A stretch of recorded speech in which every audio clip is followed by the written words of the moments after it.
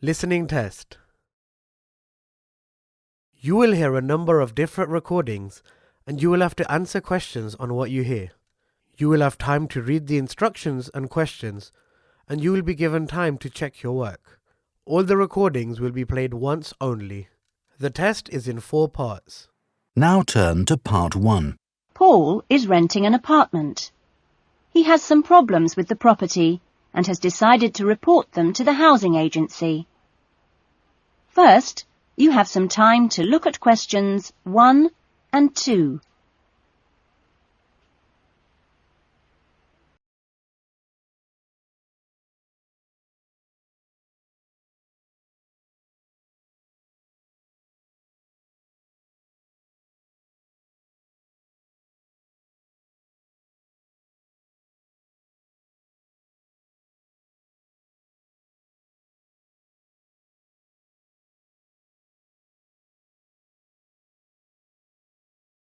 Now we shall begin.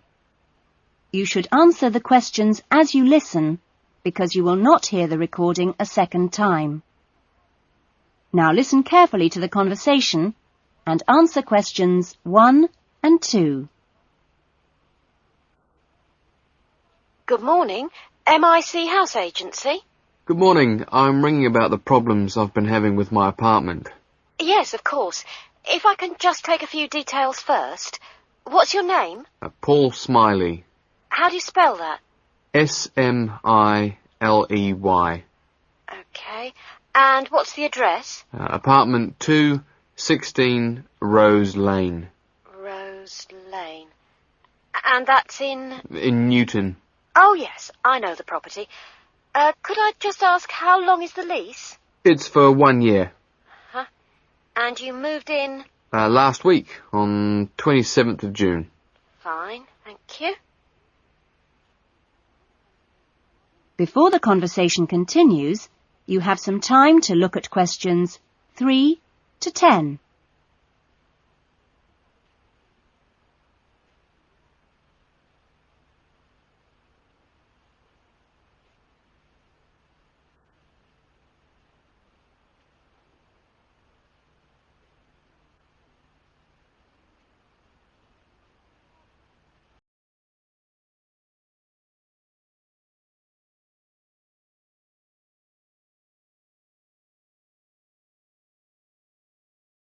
Now listen carefully and answer questions 3 to 10.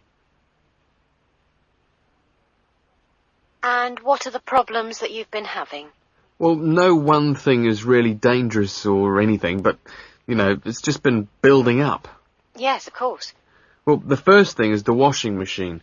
It's been leaking a little and it's beginning to get worse, because we have a small child and we really need to get that done straight away. Okay, that's a washing machine for immediate repair. And then there's a niggling problem with the cooker. Mm-hmm. The door's broken. Right. It's nothing serious and it can be used, but if you can send someone over in the next couple of weeks or so, that'd be great. Fine, I've got that. Then we're worried about all the windows. Are they broken? No, but there are no locks on them. And with the insurance these days. Uh-huh. And when would you like those done? Well, that's not really urgent, but you never know when there's going to be a break-in. No. We'll get those done for you next week. Don't worry. And then there's the bathroom light. It's getting quite annoying. It flickers quite badly and it's giving me headaches.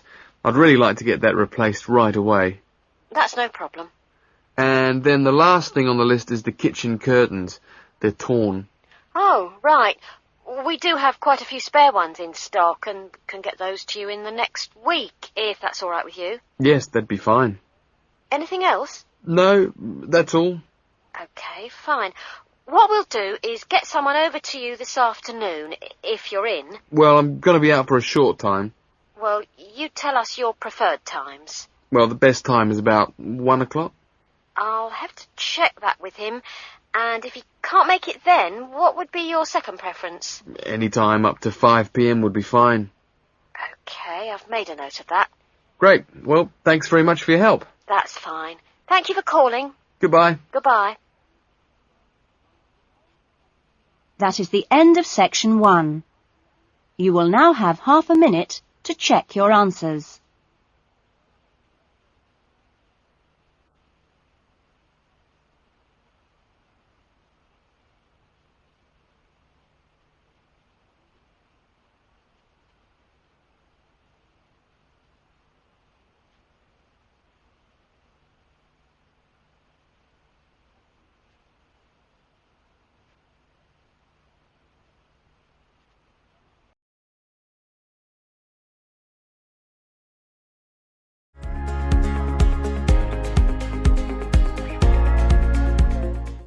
Part 2.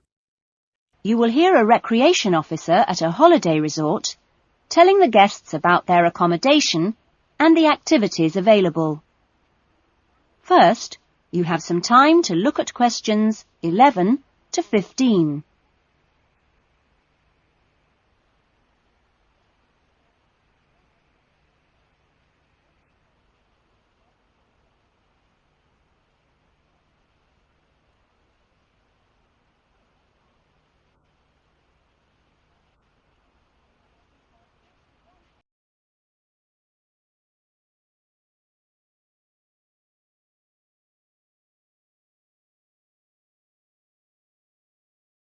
Now listen carefully to the first part of the talk and answer questions 11 to 15. Great. Well, hi everyone. My name's Jody, and I'm one of the 4 recreation officers here at Rainforest Lodge. My job is to make sure that you all have a great stay here with us and go away feeling relaxed and refreshed. As you can see, we're literally in the middle of nowhere at the lodge. There are no newspapers or TVs, and there's only one phone, and that's in the office. The lodge is a complete get-away-from-it-all experience, a place to unwind and appreciate the world without a lot of interruptions and distractions. From your cabin balcony, you'll find that you can't see anyone else, and the only noise you should hear is the birds. When the luggage comes, one of the guys will take it across to your cabin for you and make sure you know the way back here to the main center for dinner in the restaurant. Dinner will be served in about an hour or so. All the times of each day's activities are printed on the blue sheet you should have got in the information guides that were handed out on the coach. Each explorer trip has a different focus, so it doesn't matter how many you do or on what day, because there's always something new to discover in the rainforest. Tomorrow, I think we've still got places on the Orchid and Fungi tour.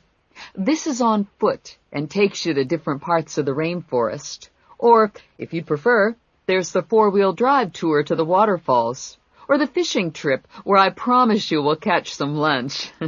And last but not least, the famous crocodile cruise that leaves at 11 a.m. each day. Just in time for the crocodile's lunch. Oh, plenty to choose from here at Rainforest Lodge. Or just sit on your balcony, relax and unwind and enjoy the views. In the evenings, there is the Spotlight Tour, one of my favorites. The Spotlight Tour leaves at sundown and lets you catch a glimpse of some more of the rainforest wildlife as it comes out at dusk to feed. That's a great trip, and if you can, I'd really try to make sure you do it during your stay. You now have some time to look at questions 16 to 20.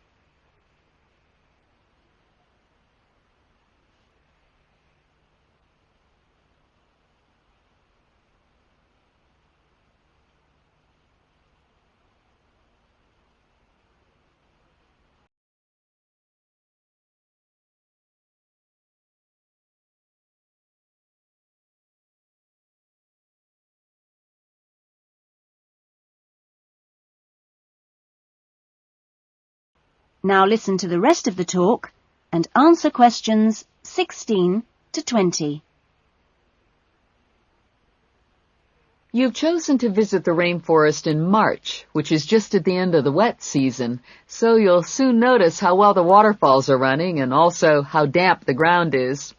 Things can tend to get a bit slippery, too, so if you didn't bring any walking boots, I'd advise you to hire some from the office. You'll also be much better off in long trousers rather than shorts, because they will give your legs more protection. And socks are a good idea, too. There's no need to be nervous of the rainforest, provided that you treat it with respect and common sense. Most of the animals and wildlife are gentle and harmless. There are some venomous snakes to beware of, but really they're much more frightened of you than you are of them. The other thing is that certain plants can cause irritation if you touch them with bare skin. Well, that's about all for the time being. The guys are here to take you and your luggage to the cabin. That is the end of section 2. You will now have half a minute to check your answers.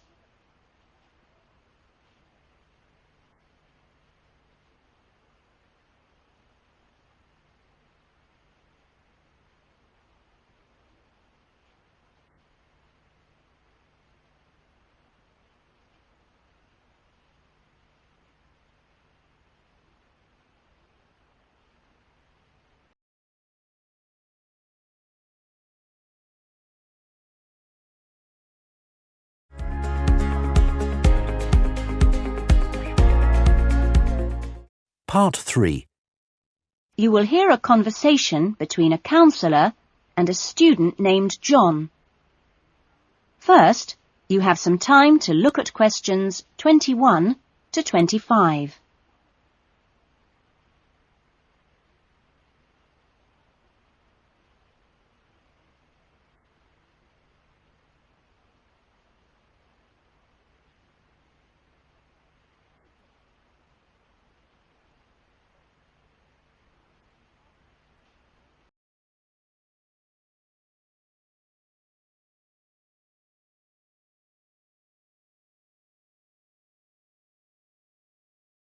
Now listen carefully to the conversation and answer questions 21 to 25. Hello, John. What can I do for you? Well, I heard about these counselling sessions from a friend doing a science course, and I was really interested. I think they should be compulsory, really. Well, to be quite honest, John, I think they would be useful for everybody, but, well, everybody has their own way of going about things.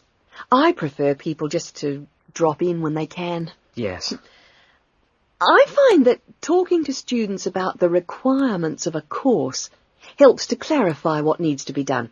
I mean, the biggest difference between college and school is that new college students really have to do a lot of work on their own, and it's sometimes useful to get advice on how to take control of your time and work effectively. Yes.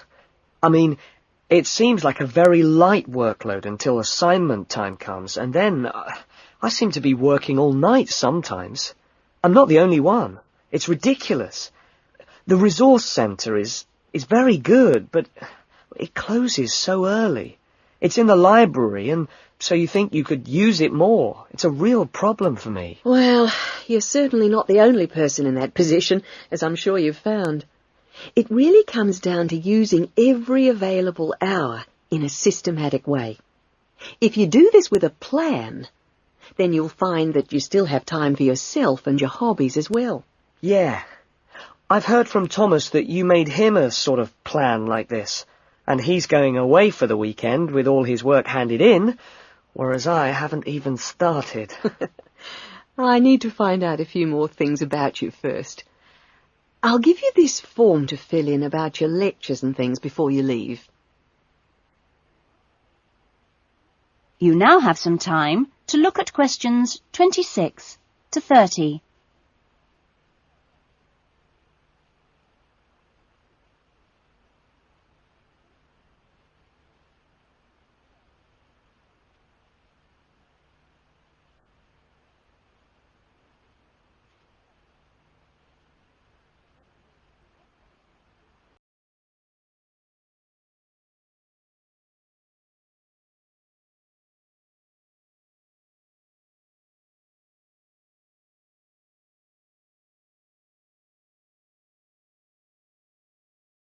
Now listen to the rest of the conversation and answer questions 26 to 30. Now, what are your main problems? Well, what most concerns me is I'm still not doing very well in my assignments. Well, I know that you plan your writing carefully, but this can come to nothing if the assignment doesn't answer the question. That really is the key. You must read the question carefully and give it a great deal of thought before you even start planning or writing your first draft. It's also vital to check your work for errors. Everybody makes them, and they can influence the person marking the work. So, always take time at the end to check what you've written. As far as listening is concerned, I find it hard to keep up sometimes in lectures, especially 2-hour ones. I sometimes just seem to go off into a dream. It's a good idea to find out from your lecturers if they mind you recording the lectures. Oh. You only need one of those small cassette recorders. Yeah. The quality is pretty good, and a second listening can really clarify things. Something else you can do is check your notes with a friend after the lecture. Yes, that's a good idea. Thanks. It's hard to do all that all the time, though, especially when there's so much reading to do. Yes. It's important, though, not to confine yourself to reading on your subject. You should also read things of general interest that appeal to you. You know, novels, newspapers, that kind of thing. Do you have a good dictionary? Not really. I've never bothered with one. It would probably be a good idea to get one. Dictionaries aren't expensive, and they can help a lot. Also, you can underline or highlight new words, and then you've got to... That is the end of section 3. You will now have half a minute to check your answers.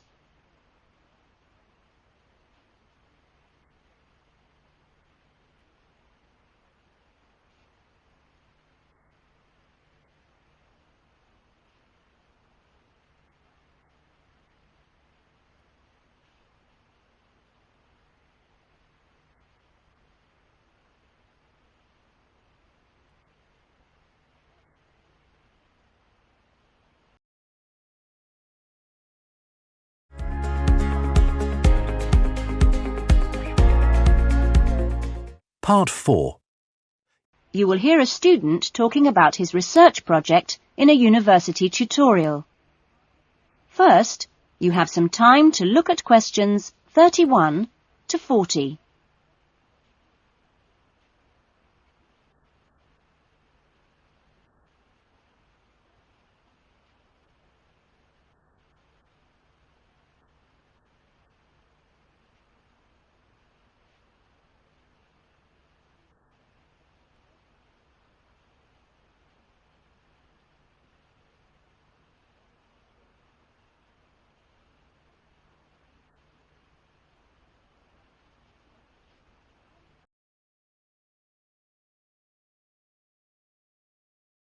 Now listen to the talk and answer questions 31 to 40. Well, good afternoon. In today's session, John Upton will be sharing some of the findings of his research project from last term. John. Thanks. Well, first of all, a little bit about the background to the project. Our title, as you can see, is pretty straightforward. Car safety.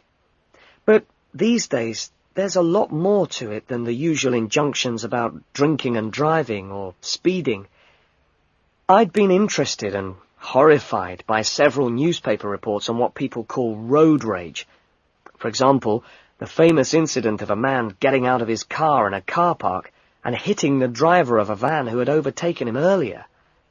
It seemed to me that there were almost as many serious problems when cars were parked, i.e. were stationary, as when they were travelling at 90 miles an hour. So I decided to make this the focus of the project. For our research, we depended mainly on talking to individuals, asking them questions rather than using written questionnaires. We stopped people at a selected garage on the motorway over a 2-day period and asked them questions about what they'd observed or experienced themselves. Our respondents were both men and women, but the women were just slightly in the majority. We were pleased by the public's willingness to stop and chat to us. In the end, we talked to a total of 135 drivers over those 2 days. So, what were our findings? Well, as you can see, 93% of respondents had had some kind of problem. A surprisingly large percentage, 24%, had had their car damaged in some way. But the main type of incident was being shouted at. 79% had experienced that. 15% had experienced violence on their own persons. They'd actually been hit by someone. The police tended only to be informed when there was physical violence involved. So, what strategies had people developed to ensure their own safety? Let's have a look at the figures here. Well, first of all, it was quite striking that there were often distinct answers from the men and women. It was mainly women, for example, who said one shouldn't ever stop to find out how to get somewhere, whereas it was men who said you should try to avoid looking directly at other drivers. Both men and women... It was women who said you had to tell someone when you were due to get to a particular destination. Then, I had thought that it would be mainly men, but both sexes made the point that it's much safer to get keys out well in advance as you go towards your car. Men were very aware that muggers or whatever might be concealed behind the car. They also made the point that you should leave plenty of room when you park your car, so you can make a quick getaway if you need to. Finally, locking doors at all times. Men didn't think it was quite as important as women, but both gave it a high safety rating. When we asked them what they thought the best improvements had been in the last 5 years in helping with road rage problems... That is the end of section 4. You will now have half a minute to check your answers.